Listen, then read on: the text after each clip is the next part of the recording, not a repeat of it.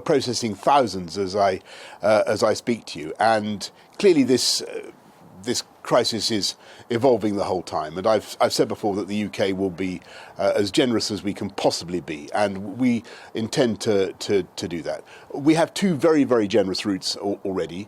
So the family reunion route, which is uncapped, which could potentially see hundreds of thousands of people come to this country, plus there's the humanitarian route.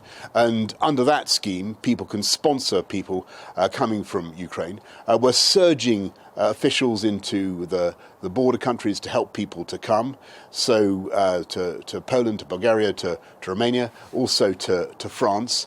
And clearly what's happening now is that Putin is doubling down on his aggression, and he is deciding to attack in a pretty indiscriminate way.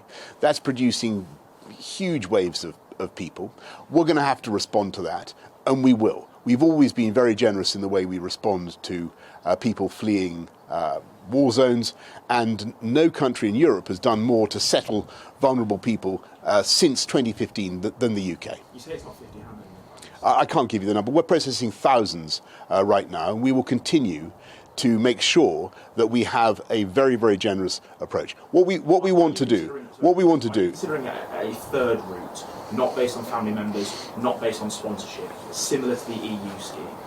What we won't do, let me be very clear, what we won't do is have a system where people can come into the UK without any checks or any controls at all. I don't think that is the right approach, but what we will do is have a system that is very, very generous. As the situation in Ukraine deteriorates, people are going to want to see this country open our arms to people fleeing persecution, fleeing a war zone. I think people who have spare rooms, who want to receive people coming from Ukraine, will want us to have a system that enables them to do that, and that is already happening. So what we will do is have a very, very generous and an open approach. But what we won't do is simply abandon controls altogether.